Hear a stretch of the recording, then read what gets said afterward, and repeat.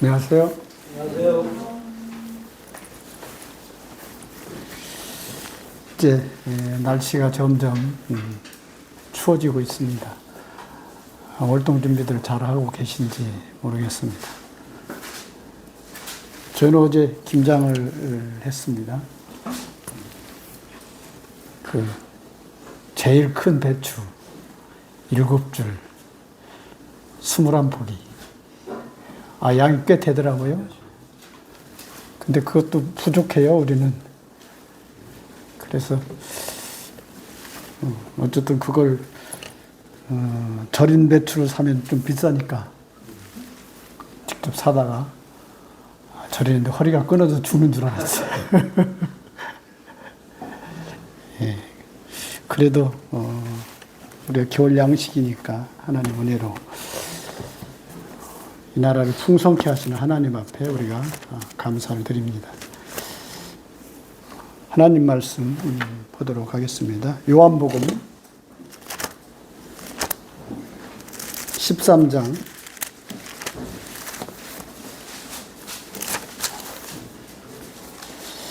1절부터 17절까지입니다. 제가 읽겠습니다. 신약성경 169페이지입니다. 6월절 전에 예수께서 자기가 세상을 떠나 아버지께로 돌아가실 때가 이른 줄 아시고 세상에 있는 자기 사람들을 사랑하시되 끝까지 사랑하시니라. 마귀가 벌써 시몬의 아들 가룟 유다의 마음에 예수를 팔려는 생각을 넣었더니 저녁 먹는 중에는 아버지께서 모든 것을 자기 손에 맡기신 것과 또 자기가 하나님께로부터 오셨다가 하나님께로 돌아가실 것을 아시고 저녁 잡수시던 자리에서 일어나 겉옷을 벗고 수건을 가져다가 허리에 두르시고 이에 대하에 물을 담아 제자들의 발을 씻기시고 그 두르신 수건으로 씻기를 시작하여 시몬 베드로에게 이르시니 가로되 주여 주께서 내 발을 씻기시나이까. 예수께서 대답하여 가라사대 나야 하는 것을 내가 이제는 알지 못하나 이후에는 알리라. 베드로가 가로되 내 발을 절대로 씻기지 못하시리이다.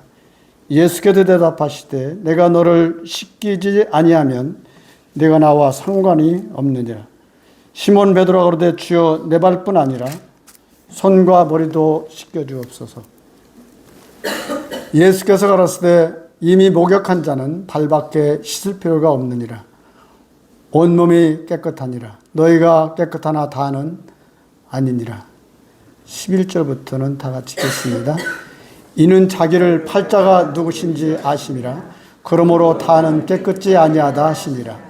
저희 발을 씻기신 후에 옷을 입으시고 다시 앉아 저에게 이르시되 내가 너에게 행한 것을 너희가 아느냐.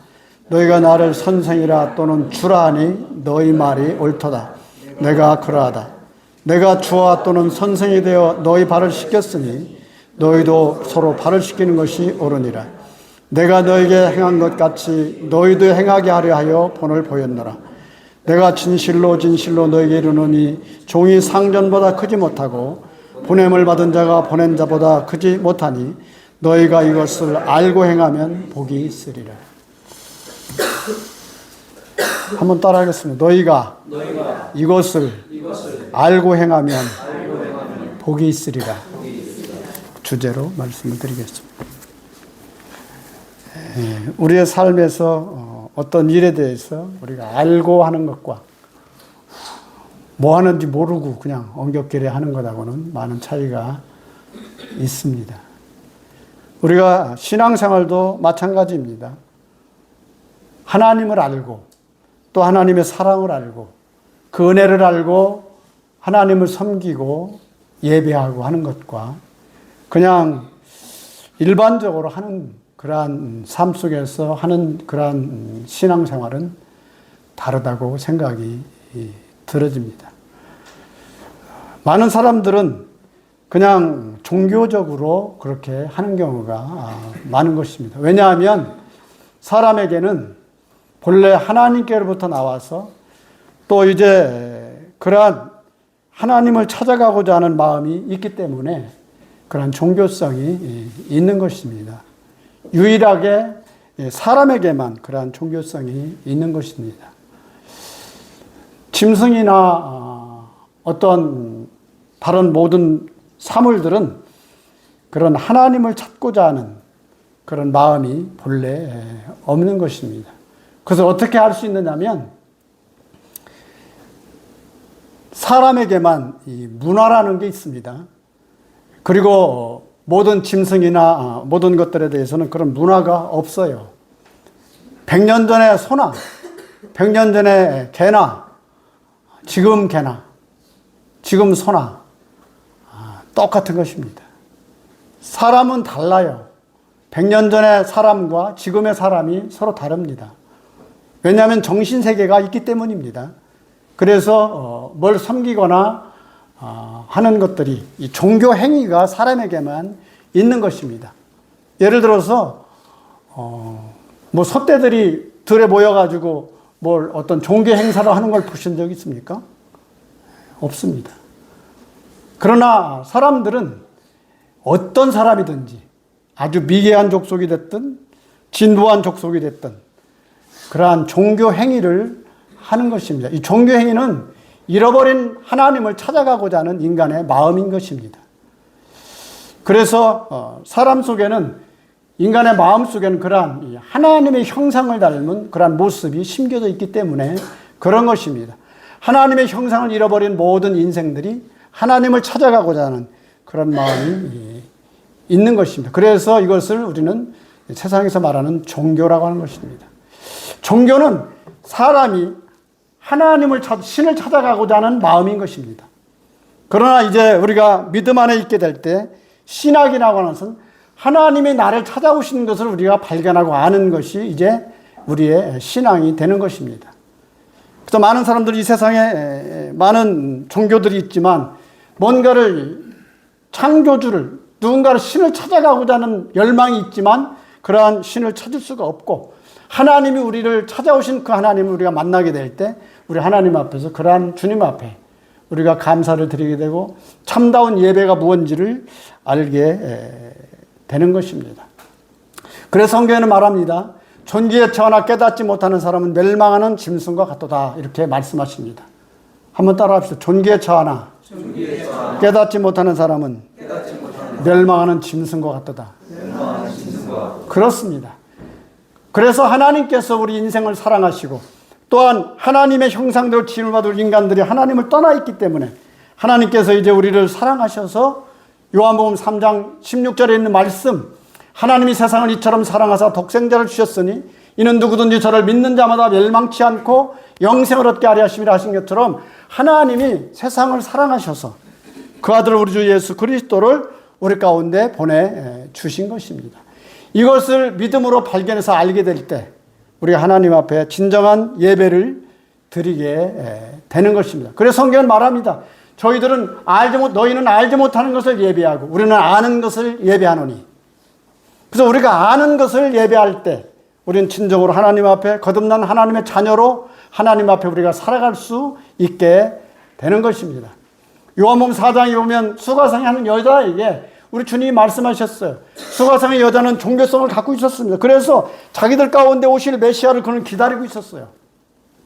그렇지만 그가 이제 하나님을 알지 못하고 진정한 하나님을 알지 못하고 막연하게 하나님을 아는 그 하나님을 찾아서 그가 그 삶 속에서 살고 있었지만 그것을 아신 하나님이 우리 주 예수 그리스도께서 그 수가상에 있는 여자에게 찾아오십니다. 우리 요한복음 4장 한번 보시겠습니다. 여기 접어놓으시고.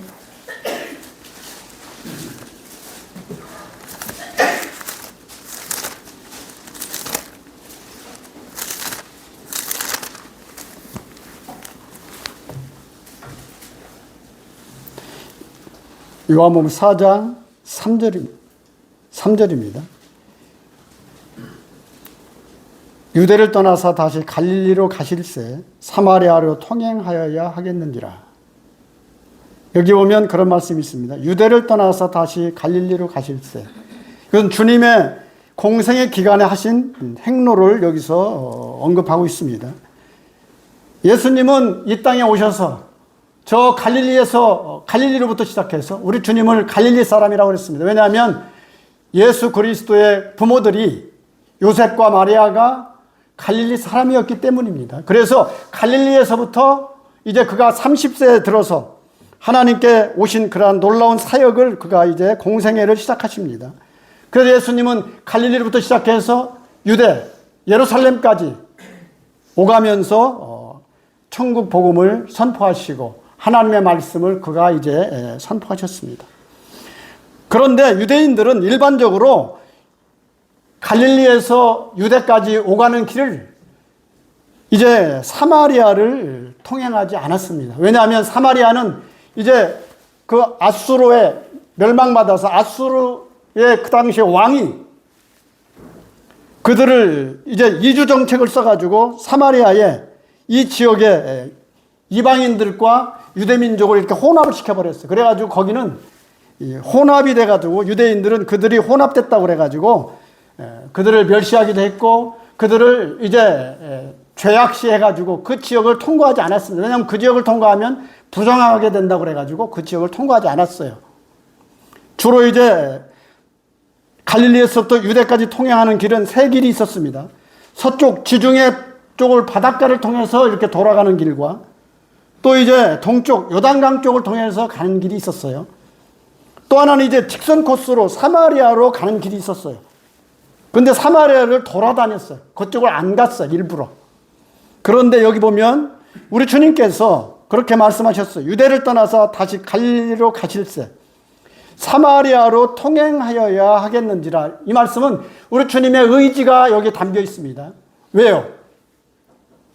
하나님을 찾고 있는 이 수가성의 여인을 만나기 위함이었습니다. 그리고 유대인들은 일반적으로 이 수가성인 이 사마리아인들하고는 대화를 상종하지 않았어요. 왜냐하면 부정하게 되니까. 그러나 이 사마리아에 있는 수가성에 있는 여인에게 우리 주님이 말씀을 겁니다. 여기 보면 5절에 보면 그렇게 말씀하십니다. 사마리아에 있는 수가라는 동네에 이르시니 야곱이 그 아들 요셉에게 준 땅이 가깝고 거기 또 야곱의 우물이 있더라. 예수께서 행로에 권하여 우물 곁에 그대로 앉으시니 때가 제6시쯤 되었더라. 사마리아 여자 하나가 물을 길러 왔으며 예수께서 물을 좀 달라 하시니 이는 제자들이 먹을 것을 사러 동네에 들어갔음이로라. 사마리아 여자가 가로되 당신은 유대인으로서 어찌하여 사마리아 여자 나에게 물을 달라 하나이까 하니 이는 유대인이 사마리아인과 상종치 아니함이로라. 10절부터 12절까지 같이 읽어보겠습니다. 시작. 예수께서 대답하여 가라사대 내가 만일 하나님의 선물과 또 내게 물 좀 달라는 이가 누구인 줄 알았다면 내가 그에게 구하였을 것이요 그가 생수를 내게 주었으리라. 여자가 가로되 주 이 우물은 깊은데 어디서 생수를 얻겠사옵나이까? 우리 조상 야곱이 이 우물을 우리에게 주었고 또 여기서 자기 알들을 짐승이 다 먹었으니 당신은 야곱보다 더 크니까. 13절 14절 다 같이 읽겠습니다. 예수께서 대답하여 가라사대 이 물을 먹는 자마다 다시 목마르느니와 내가 주는 물을 먹는 자는 영원히 목마르지 아니하리니 나의 주는 물은 그 소에서 영생하도록 솟아나는 샘물이 되리라. 여기 보니까 그 여자에게 우리 주님이 말을 겁니다. 그러니까 여자가 12시, 이 당시에 6시라고 하면 정오를 말합니다. 이스라엘 시간은 우리나라 시간은 6시간이 차이가 납니다. 그래서 이 한 정오에 이 여자가 물동이를 가지고 물길러 우물에 왔습니다. 왜 12시에 왔을까요? 한낮에, 그것도 제일 뜨거운 시간에. 그것은 이 여자는 다른 사람이 다니지 않는 시간을 택한 것입니다. 그래서 한낮에 물동이를 들고 물길러 그곳에 오게 됐습니다. 왜냐하면 이 여자는 뭔가 그 삶이 좀 꺼림칙한 삶이었기 때문에 그런 것입니다. 그러나 하나님께서는 우리 주 예수 그리스도께서는 이 여자를 만나기 위해서 일부러 의지적으로 이 지역을 통행을 하게 된 것입니다. 물론 예수님도 몸을 입으셨기 때문에 또 우리와 똑같이 성경을 가지셨기 때문에 육체가 아마 고뇌했던 것 같습니다. 그러나 이제 거기에 길러온 물 길러온 여자에게 말을 겁니다. 물 좀 달라. 그러면서 이제 어찌 나에게 말을 거느냐? 그러니까 우리 주님이 이제 그 말씀을 통해서 14절에 그렇게 말하는 것입니다. 내가 주는 물을 먹는 자는 영원히 목마르지 아니하리니 나의 주는 물을 그 속에서 영생하도록 솟아나는 샘물이 되리라. 그러니까 여자가 귀가 번쩍 띄었어요. 아이, 그럼 나 물길래 안 와도 되겠네. 나에게 좀 생수 좀 달라. 그러니까 여기에 목마르지도 않고 거기에 오게 해달라. 그러니까 16절에 예수님이 그렇게 말씀하십니다. 가라사대 가서 내 남편을 불러오라. 우리 주님은 우리 주님에 대해서 계시하실 때, 자신을 나타내실 때 우리에게 뭔가를 요구하십니다. 우리의 솔직한 마음을 요구하시는 것입니다. 이 여자에게도 내 남편을 불러오라. 이 남편을 불러오라는 것은 여자에게 있어서 가장 약점이었어요.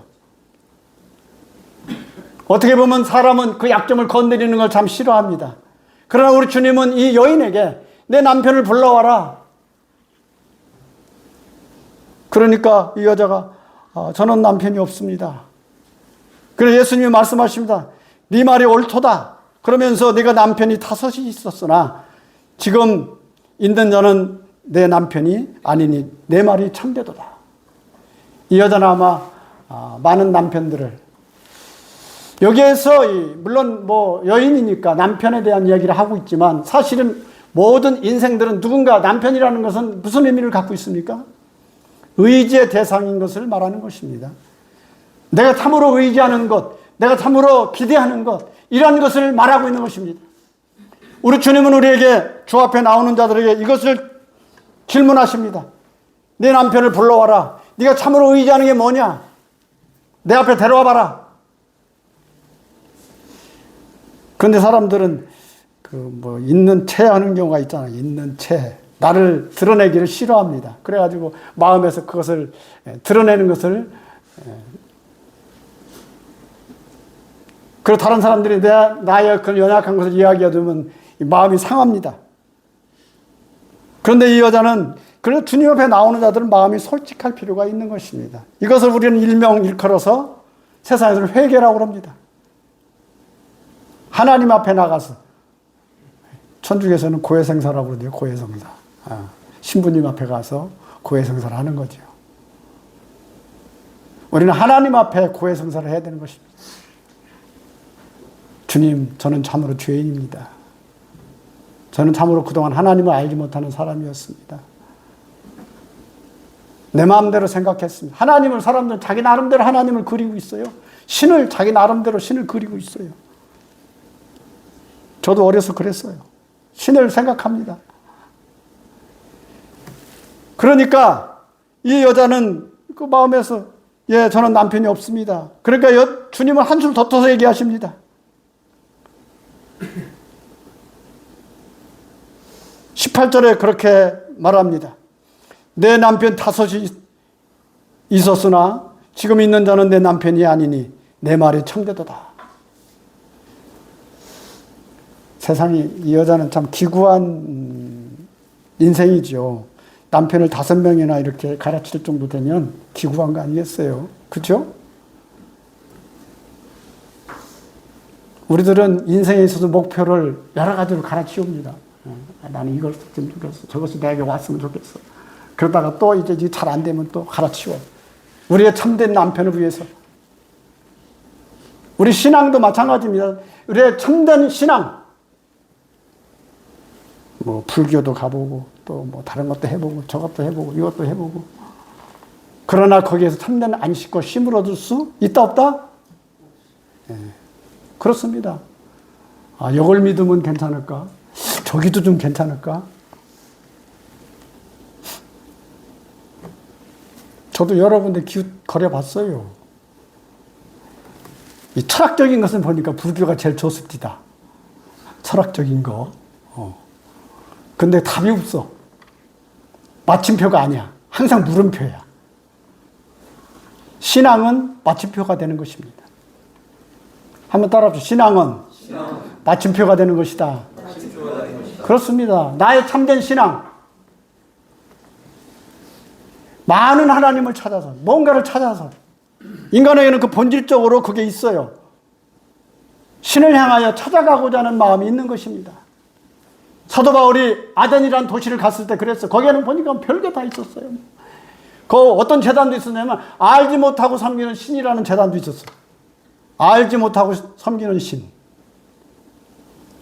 일본에 제가 가봤는데 일본이 그렇습니다. 일본은 보니까 뭐 웬 신이 그렇게 많아요. 다신국가 아닙니까? 하다못해 무슨 뭐 동태대가리 껴놓고도 그것도 뭐 신으로 경배하고.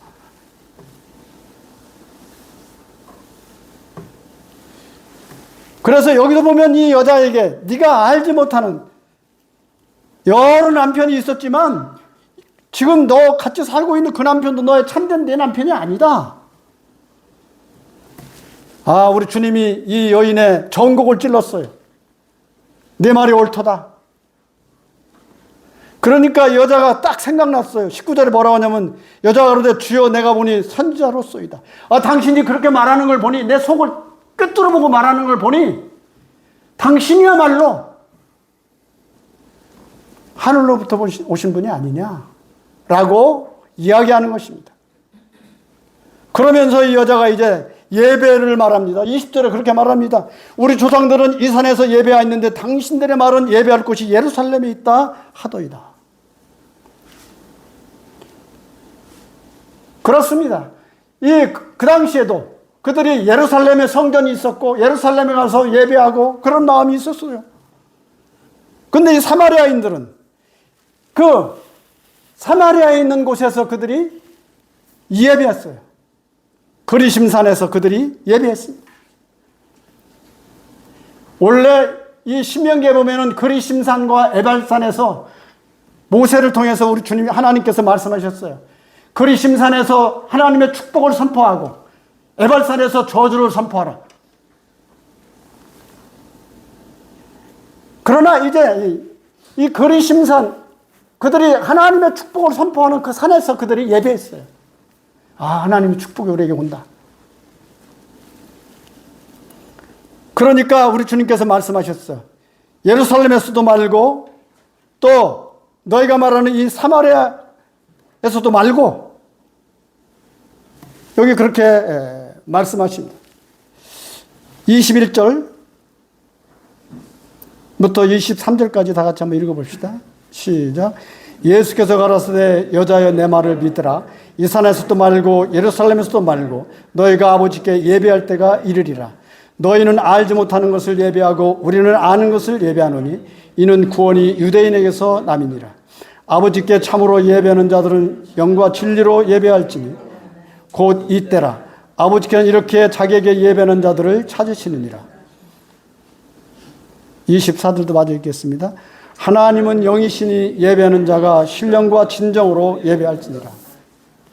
요즘 새로 번역한 성경에는 영과 진리라고 번역이 되어 있죠. 신령과 진정으로, 영과 진리로, 똑같은 말입니다. 그러니까 이 산에서도 말고 저 산에서도 말고 오직 하나님께 예배하는 자들은 영과 진리로, 신령과 진정으로 예배할지니라. 그래서 하나님 앞에 예배의 대상. 사람은 그 예배하고 하나님과 만날 때 우리 마음에 이 자유함이 생기고 기쁨이 생기는 것입니다. 참된 하나님을 만날 때만이 우리에게 참된 자유를 얻게 되는 것입니다. 우리 주님이 말씀하셨어요. 진리를 알지니 진리가 너희를 자유케 하리라. 한번 따라합시다. 진리를 알지니 진리가 너희를 자유케 하리라. 우리 주님이 그 바리새인들하고 장로들하고 대화 가운데 요한복음 8장에 보면 그런 대화가 나옵니다. 그들이 진리를 이야기하고 막 물어봅니다. 그러니까 우리 주님이 말씀하셨어요.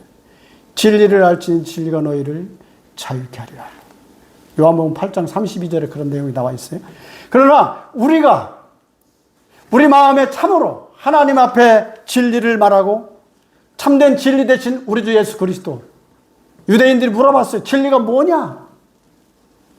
빌라도도 물었어요. 진리가 뭐냐? 진리 앞에 진리를 물어봤어요. 그들은 소경되었기 때문입니다. 그러면서 그들이 우리도 그럼 소경인가? 너희가 소경되었다면 나를 알았으리라. 너희가 섬기는 그 너희 조상 아브라함도 그렇게 하지 않았느니라. 예수님 말씀하셨어요. 그러니까 우리가 하나님 앞에 나아가게 될 때 우리 주 예수 그리스도로 말미암아 하나님 앞에 우리가 감사드리고 또 참되신 그리스도 메시아를 예수님을 참으로 발견할 수 있는 놀라운 은혜가 우리 가운데 있게 될 때 예수님을 발견할 수 있는 그러한 은혜는 성령의 역사가 아니고는 결코 알 수 없습니다. 성령님이 우리에게 오셔서 성령으로 말미암아 이것을 깨우쳐 주시고 알게 하십니다. 구원받은 사람도 마찬가지. 구원받았다 할지라도 나의 삶 속에서 성령님의 인도하심과 성령의 감동을 입지 아니하면 결코 하나님으로 말미암아 내 마음속에 참된 자유와 기쁨과 의지를, 은혜를 잃어버리게 되는 것입니다. 물론 그리스도 안에 있으면 새로운 피조물이라 이전 것은 지나갔으니 보라 새 것이 되었도다 말씀하신 것처럼 한번 새 것이 됐으면 영원하지만 그럼에도 불구하고 나의 삶에서 그것을 잃어버릴 수가 있어요. 그럴 때 믿지 않는 자와 같이 방황할 수 있는 것입니다. 오늘 우리 주님께서 제자들에게 이 요한복음 13장에서 마지막으로 주님이 떠나시면서 마지막 식사를 저녁 만찬을 하시면서 제자들에게 하는 내용이 여기 나와 있는 것입니다. 여기 요한복음 13장 1절에 보면 유월절 전에 예수께서 자기가 세상을 떠나 아버지께로 돌아가실 때가 이른 줄 아시고 세상에 있는 자기 사람들을 사랑하시되 끝까지 사랑하시니라. 세상을 떠나 아버지께로 돌아가실 때가 이른 줄 아시고 세상에 있는 자기 사람들, 주님은 때를 따라 오셨고 때를 따라 행동하셨고 때를 따라 주님은 이제 모든 사역을 마치시고 하늘에 오르셨습니다. 성경에 보면 그 전도서 3장에 보면 그런 말씀이 있습니다. 범사의 때와 기한이 있다고 그랬어요. 범사의 때와 기한이 있는 것이 우리가 하나님을 믿을 때가 있는 것이고 우리에게 그러한 하나님의 말씀이 나에게 임할 때가 있는 것입니다. 근데 하나님의 말씀이 임하는데 내 마음으로부터 일부러 거절하는 사람들이 있어요. 일부러. 여기 보면 일부러 거절한 사람이 있어요. 누구냐면 가룟 유다입니다. 그는 놀라운 은혜를 입은 사람입니다. 예수 그리스도의 제자로 그는 선택받았어요. 그럼에도 불구하고 그는 그 마음이 하나님에 대한 놀라운 그 은혜를 저버리고 예수 그리스도를 은삼십에 파는 이런 바보 같은 짓을 하게 되는 것입니다. 여기 보니까 자기 사람들을 사랑하시되 끝까지 사랑하신다.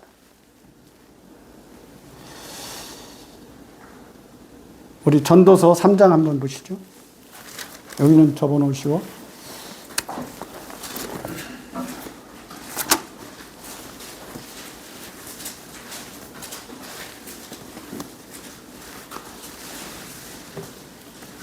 (3장) 949페이지입니다.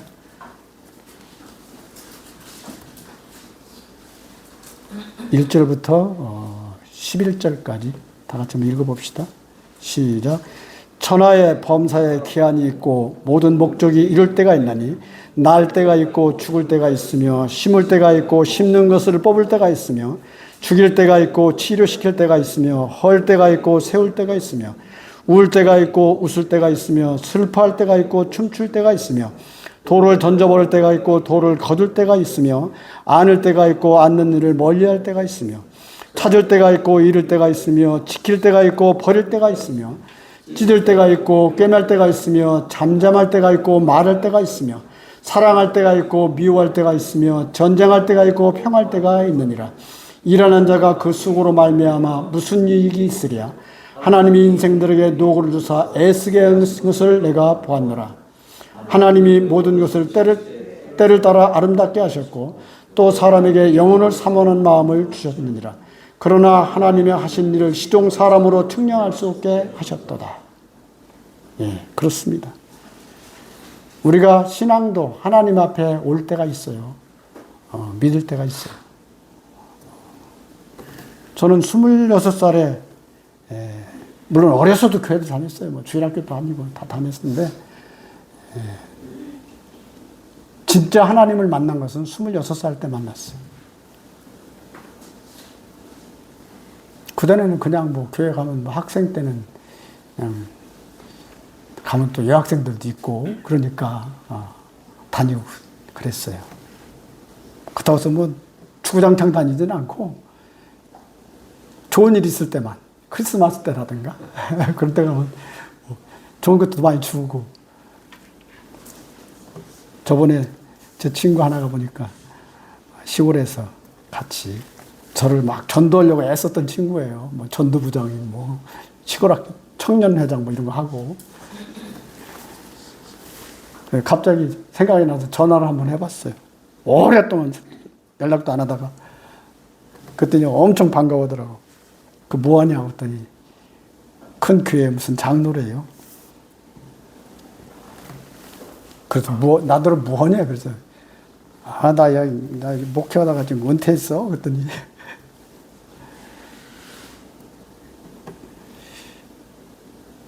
근데 우리 주님을 만날 때가 있고 만나지 못할 때가 있고 우리 삶에서 이렇게 혼돈할 때가 있어요.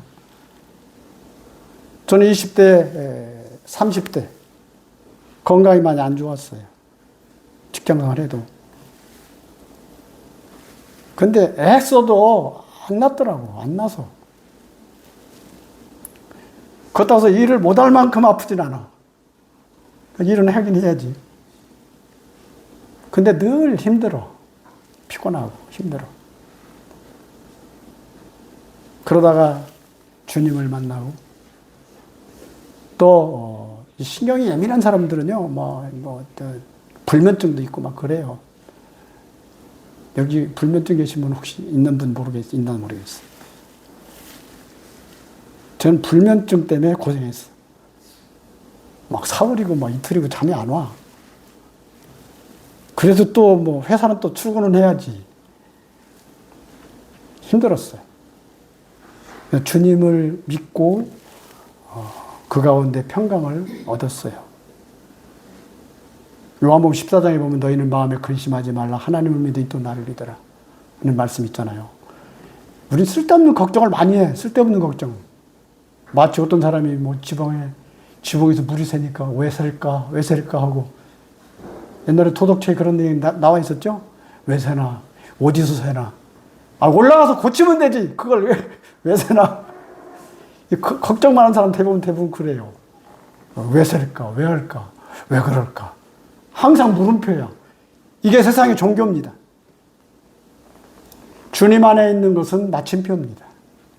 내 마음에서 하나님께서 우리에게 그런 걸 주시고 여기 보니까 범사에 때와 기한이 있는 것처럼 우리가 주님 앞에도 나아갈 때가 있는 거예요. 근데 이런 나아갈 때를 내가 저버리게 되면 이제 하나님은 그를 내버려 두십니다. 참 이 은혜의 때, 지금은 은혜의 때라고 그랬어요. 보라 지금은 구원받을 만한 때, 보라 지금은 은혜의 날이로다. 그래서 우리가 너희가 이제 은혜의 때 하나님 너희를 도왔다고 그랬어요. 그것처럼 여기 보니까 모든 일에 대해서 그러나 11절에 보니까 하나님은 모든 것을 지으시되 때를 따라 아름답게 하셨고 또 사람에게 영혼을 삼하는 마음을 주셨느니라. 그러나 하나님이 하시는 일을 시종 사람으로 측량할 수 없게 하셨도다. 그래서 은혜의 말씀 앞에 나를 맡기고 나아가는 게 참으로 중요합니다. 우리 주님은 그래서 이제 이 땅에 오셔서 공생의 기간을 3년 동안 하시고 그가 이제 떠날 때가 이른 줄 알고 자기 때를 아셨어요. 하나님께서 우리에게 오셔서 우리들의 모든 것들을 위해서 선포하시고 말씀하시고 우리 주님이 이 땅에 와서 병든 자들을 고쳐주시고 먹을 것을 주시고 이렇게 기적을 보이신 이유가 있어요. 그거 뭐냐면 그 자체가 중요한 게 아니고 그것을 통해서 내가 하나님이심을 보이시기 위한 하나님의 놀라우신 사역이었어요. 근데 사람들은 예수님의 그런 놀라운 기적적인 것을 보고서 하나님의 아들을 발견한 게 아니고, 하나님을 발견한 게 아니고 먹을 것, 또 병 고치는 거, 그게 눈이 그쪽으로 쏠려 있었어요. 그쪽으로. 그 보떡 5개 물고기 2마리 5,000명을 먹이시고 하니까 그들이 막 예수님 막 쫓아다니니까 예수님이 그랬어요. 너희가 나를 찾는 까닭은 표적을 본 까닭이 아니라 떡을 먹고 배부른 까닭이로다. 거기서 그럼 표적은 뭐냐? 표적이라고 하는 것은 하나님이 사람으로 오신 것을 말하는 거예요. 우리는 예수 그리스도를 통해서 하나님을 만나지 못한다면, 물론 세상에서는 물론 뭐 다른 표적들 자꾸 얘기해요. 다른 표적. 사탄이도요 그런 표적들 더러 해요. 뭐 병도 고치고 막 이런 것도 합니다. 물론 주님도 병을 고치셨어요. 고치신 이유가 뭐냐면 본인이 하나님께로부터 오신 하나님의 아들이심을 나타내시기 위해서 하신 거예요. 그래서 그분을 통해서, 예수님을 통해서 저분이 바로 하나님의 아들이시구나, 하나님이시구나, 이걸 봐야 되는데 그걸 본 게 아니에요. 그 표적 그 자체를 봤어요. 그러니까 예수님이 뭐 베드로에게 갈릴리에서 밤낮새도록 고기를 못 잡은 베드로가 이제 예수님이 접근해서 말씀하시고 이제 저 깊은 데로 가서 그물을 내려봐라. 그러니 깊은 데로 가서 그물을 내렸는데 막 그물이 찢어지도록 고기가 잡혔어요. 그러니까 막 베드로가 너무 좋아가지고 막 이제 물가로 끌어내가지고 있는데 베드로가 갑자기 예수님 앞에 가서 무릎을 탁 꿇더니 막 엎드려. 그러면서 하는 말이 있어요. 나는 죄인이로소이다. 나는 죄인입니다. 나를 떠나십시오. 아니 왜 하나님의 아들을 통해서 놀라운 기적을 만나고 이 밤이 맞도록 한 마리도 못 잡은 그에게 그물이 찢어지도록 고기가 많이 잡혔는데 왜 갑자기 예수님이 무릎 꿇고 나는 죄인이라고 얘기했을까요? 이 고기 이만한 거 이렇게 많이 나를 잡게 하셨다니 너무 감사하고 막 팔딱팔딱 뛰어야 되는데 갑자기 와서 엎드렸어. 나는 죄인입니다. 베드로는요 그 예수 그리스도를 그동안 하나의 선지자 하나로 알았다가 그날 하나님이심을 발견한 거예요. 원래 유대 사회에서 하나님을 만난 사람은 죽는다고 그랬어요. 그래서 그가 그 앞에 엎드린 거예요.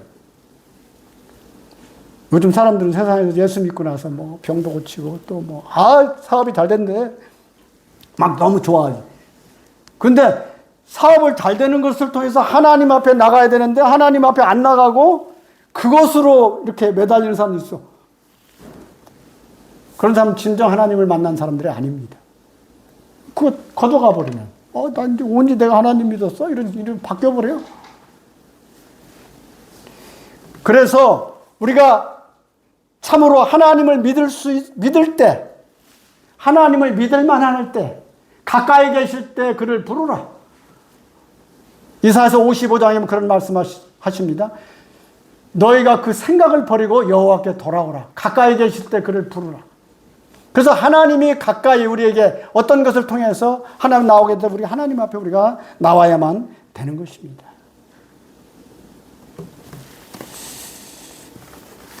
다른 말씀을 하다 보니까 요한복음을 다 못하겠어요. 자, 요한복음 가봅시다. 여기 보니까 예수님이 이제 그렇게 말합니다. 3절에 보니까 저녁 먹는 중 예수는 아버지께서 모든 것을 자기 손에 맡기신 것과 또 자기가 하나님께로부터 오셨다가 하나님께로 돌아가실 것을 아시고 저녁 잡수신 자리에 일어나 겉옷을 벗고 수건을 가져다가 허리에 두르시고 그러니까 저녁 잡수시던 자리에서 갑자기 이제 원래 그 유대 사회에서는 이 저녁 그런 만찬에 이렇게 초청이 되면은 그 집에 하인 중에서 가장 낮은 하인이 와서 물을 갖다가 발을 씻겨준다고 합니다. 일반적으로. 근데 예수님과 더불어 함께하는 이 자리에는 아무도 그것을 하려는 사람도 없고 종도 없고 아무도 그것을 하려고 하는. 왜냐면 그 조금 전에 자기들끼리도 서로 다퉜어요. 누가 크냐? 네가 크냐? 내가 크냐? 그러니까 왜냐하면 그 발을 씻길 수 있는 사람은 가장 낮은 사람이 해야 되는 거예요. 아무도 하는 사람이 없어요. 그러니까 예수님이 직접 일어나셔서 허리에 수건을 두르시고 이제 제자들을 하나 둘 이렇게 발을 씻기기 시작하셨습니다. 그러니까 베드로가 하는 말이 있어요. 6절에 보니까 시몬 베드로는 여기에 이르시니 가로되 주여 주께서 내 발을 씻기시나이까. 주님이 어떻게 내 발을 씻길 수 있느냐. 그러니까 예수님이 말씀하신 예수께서 가라사대 대답하여 가라사대 나의 하는 것을 내가 이제는 알지 못하나 이후에는 알리라. 베드로 후서에 보면은 이제 예수 그리스도를 우리가 알므로 은혜와 평강 속에 들어간다고 그랬어요. 우리 주님이 누구인지를 우리가 알게 될 때, 참으로 알게 될 때. 그러면서 이제 베드로가 처음에는 어떻게 내 발을 씻기나. 그러니까 8절에 그렇게 말하자요. 베드로가 그러되 내 발을 절대로 씻기지 못하시리이다. 예수께서 대답하시되 네가 나를 씻기지 아니하면 내가 나와 상관이 없느니라. 베드로는 아주 그냥 그 행동이 확실해요. 그럼 내 몸까지 다 씻어달라고 막 또 그래요. 그러니까 이 목욕한 자는 발밖에 씻을 필요가 없다 하시면서 이제 12절에서 그렇게 말씀하십니다. 12절만 다 같이 한번 읽어봅시다. 시작. 저의 발을 씻기신 후에 옷을 입으시고 다시 앉아 저에게 이르시되 내가 너에게 행한 것을 너희가 아느냐. 그러면서 너희가 나를 선생이라 또는 주라 하니. 그렇습니다. 우리 주님은 그들에게 선생이셨습니다. 그러나 선생이라 또는 주라 하니 너희 말이 옳도다. 내가 그러하다. 근데 주님은 말을 바꿨어요. 14절에 내가 주와 또는 선생이 돼요. 우리 주님은 선생이시기 전에 우리는 주가 먼저 돼야 되는 것입니다. 우리 주님이 나의 주가 돼야 되는 거예요. 주라는 건 뭡니까? 임금주자. 우리 주님이 나의 참된 주인이 되셔야 되는 것입니다. 여러분은 우리 주 예수 그리스도가 참된 주인이 되셨습니까? 많은 사람들은 선생으로 섬기고 있어요. 선생으로. 나보다 뭔가 더 잘하고. 이 세상에 선생이 참 많아요. 그러나 우리 주 예수 그리스도가 나의 참된 주가 될 때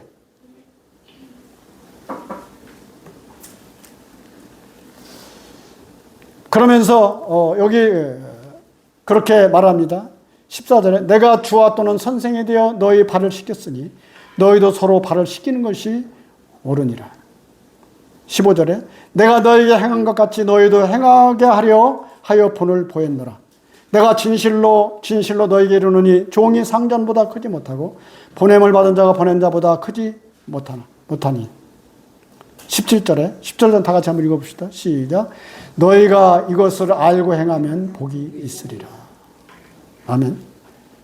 우리가 우리 주님을 섬김에 있어서 믿음으로 알고 주님이 어떤 분이신지 알고. 예배소서 4장 13절에는 그렇게 말했어요. 우리가 우리 주 예수 그리스도를 믿는 것과 아는 일에 한번 따라서 믿는 것과 아는 일에 하나가 돼요. 우리가 믿는 것과 아는 일에 하나가 되어야 되는 거예요. 여기서 안다는 것은 경험적인 걸 말하는 것입니다. 그냥 지식으로 아는 걸 말하는 게 아니에요. 경험적인 거. 우리 주 예수 그리스도가 참된 하나님의 아들이시며 저 갈보리 십자가에서 우리 죄를 위해서 십자가에 못 박히신 놀라우신 하나님의 아들심을 우리가 알고 이것을 바꿔 말하면 믿고 마치 이사야서 53장에 있는 말씀과 같이 그의 찔림은 우리의 허물을 인하며 그의 상함은 우리의 죄악을 인함이라. 그가 징계를 받음으로 우리가 평화를 누리고 그가 책찍에 맞음으로 너희가 나음을 입었도다. 우리는 다 양 같아서 그릇 행하여 각기 제 길로 갔거늘 여호와께서는 우리 무리의 죄악을 그에게 예수 그리스도의 십자가에 담당시키셨도다. 이 놀라우신 은혜를 내 마음에서 경험되어져야 돼. 그렇구나. 이걸 마음에 믿는 거예요. 이것을 로마서 3장 23절을 그렇게 말합니다. 모든 사람이 죄를 범하였으며 하나님의 영광에 이르지 못하더니 그리스도 예수 안에 있는 성령으로 말미암아 하나님의 은혜로 값없이 의롭다 하심을 얻은 자 되었느니라. 아멘? 예, 의롭다 하심을 우리가 얻은 거예요. 놀라우신 하나님의 자녀로. 너희가 거듭난 것은 썩어질 씨로 된 것이 아니라 썩지 아니할 씨로 된 것이니 하나님의 말씀은 항상 살았고 하나님의 말씀이 내가 이렇게 접할 때만 믿었다가 나중에 또 죽은 말씀처럼 몰라. 그러면 이 사람은 구원 안 받은 사람이 그러니까. 항상 살아있고 살아있는 하나님의 말씀으로 되었느니라. 그래서 우리가 항상 살아있는 하나님의 구원의 말씀을 마음속에 우리가 생각하고 그것을 믿은 사람들이 거듭난 사람들이 그래서 우리 하나님 앞에 나와서 나를 거듭나게 하사 산 소망 있게 하신 놀라신 우리 주님을 기념하고 예배드리는 거예요. 제사 지낼 때 보면 다른 족속이 와서 제사 안 지내잖아요. 딴 사람이 와서, 우리 할아버지 할머니한테 제사 지내러 왔는데 딴 사람이 와서 안 하잖아, 못 하잖아. 못하게 하거든요. 그것처럼 우리가 하나님 앞에 살아계신 하나님, 우리가 제사, 예배란 뜻이 뭐예요? 엎드려 경배한다는 거예요. 그래서 우리 주님 앞에 우리가 예배드리고. 근데 오늘날 어떤 사람들은 그냥 가서 그냥 모여서 자기들이 즐겁게 춤추고 노는 걸 예배라고 생각해. 그 예배가 아니요. 내가 노는 거지. 우리 주님을 기념하고 우리가 성찬이 뭐예요? 말씀이 육신이 되어 오신 우리 주 예수 그리스도, 또 우리를 위해서 십자가에서 피를 흘리신 우리 주님, 그 주님을 찬양하고.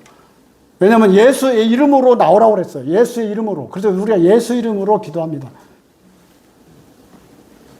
이 세상에서는 보면 다른 예수가 많이 나왔어요. 그래가지고 다른 예수, 자기 사람 이름을 대고서 요즘 기도하는 사람들도 많아요.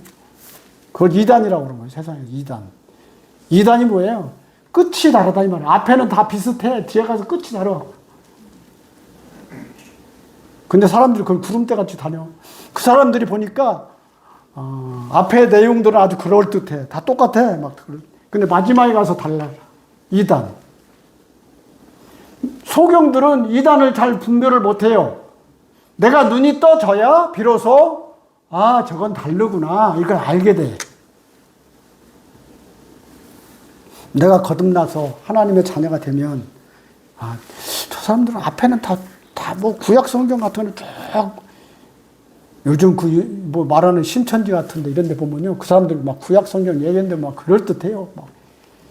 상징과 비유로 말하는데 보면 그럴듯해. 근데 뒤에 가서 틀려.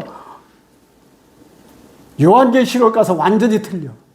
근데 사람들 요한계시록 가르쳐 준다니까 거기를 구름대같이 쫓아다니네. 하다못해 신학원 사람들도 다 쫓아다니.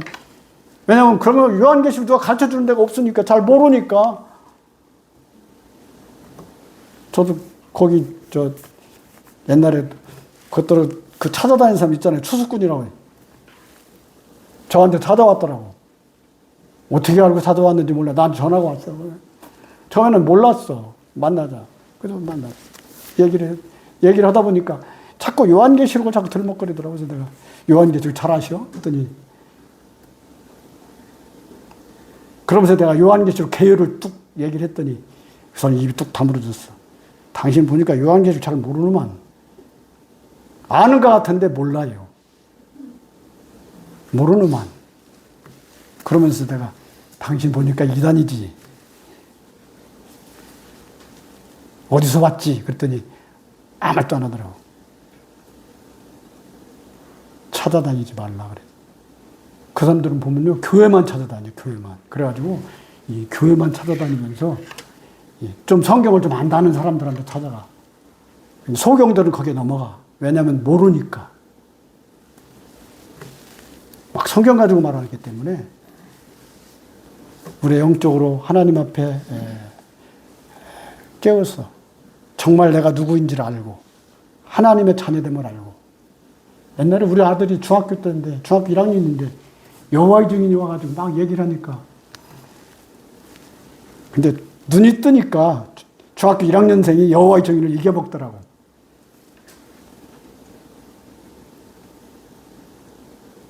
뭐 간단해. 당신은 구원 받았어요? 이렇게 물어보니까 이 사람들 아직 구원 못 받았거든? 그래, 구원 받았어요? 그러니까. 아직 14만 4천이 못 들어갔거든? 나는 구원 받았는데, 나는 천국 갈 수 있는데, 당신 천국 갈 수 있어요? 그럼 한마디에 얘기해 먹더라, 한마디로. 다른 말 할 필요도 없어. 당신 천국 갈 수 있어? 나는 천국 가는데?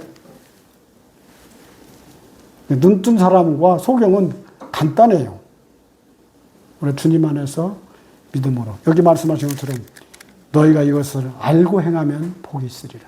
한번 따라 너희가 이것을 알고 행하면 복이 있으리라. 우리가 예수 그리스도가 누구인지를 알고 우리의 삶이 참된 예배가 무엇인지를 알고 하나님 앞에 나올 수 있는 놀라운 은혜가 우리 모두에게 있게 되시기를 바랍니다. 감사합니다.